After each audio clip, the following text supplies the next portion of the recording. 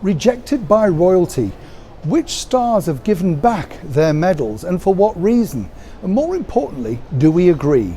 Hi, good morning, Neil Sean here in the heart of London. We're in Covent Garden today outside the stage door of the world famous Royal Opera House. Now, one of the things that I look forward to every year is when they give out the list, of course, of names who have been graciously honoured by our wonderful Majesty the Queen.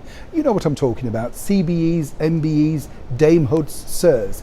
I think it must be absolutely thrilling to get something like that for the work that you've already been paid for, but it's really just recognition at the highest level of how your work has been, well, recognised. And of course, how useful can that be if you're in the arts and entertainment world to be announced as a sir or a dame? Now, I've been lucky enough to meet many dames and many sirs over the years, and of course some people should I say, totally embrace it. Like the British actress Dame Joan Collins. It was really good fun when she came to the studio and we accidentally called her Joan, and her PA politely just reminded us it's now Dame Joan, but not everybody thinks the same. The British actor Michael Sheen was very happy to accept an award, but then got upset apparently and decided to send it back.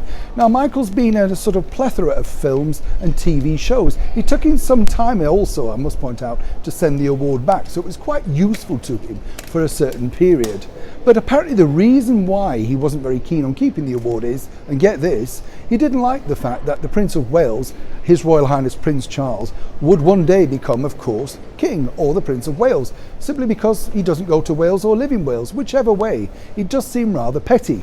But he's not alone. The Monty Python star Michael Palin complained about his Empire medal and didn't particularly like that for some reason. Apparently the design didn't suit him. Of course, we've had other stars also, like French and Saunders, who've said that they didn't feel they were ready for it yet. That's because, of course, they were offered it very early in their careers. And the likes of Cookery Queen Nigella Lawson too. Apparently she wasn't too keen on the idea. Now, what I throw open to you, and of course you make the show, is do you agree with some of these people? Do you think it's strange also that these people who do get these awards decide to send them back? The most famous, of course, were in fact the Beatles, who apparently were upset at something in the 60s. I'm surprised they could remember what they're upset about, given the 60s. But I think they started a trend, and of course it gets you PR if you send it back. But also, is it insulting to our British royal family? They are put forward and Her Majesty the Queen graciously agrees that they should receive the award.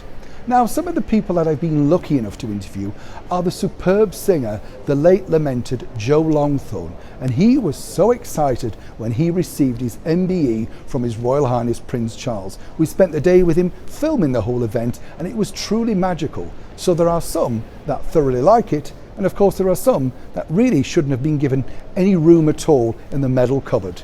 What do you think? Neil Sean in the heart of London.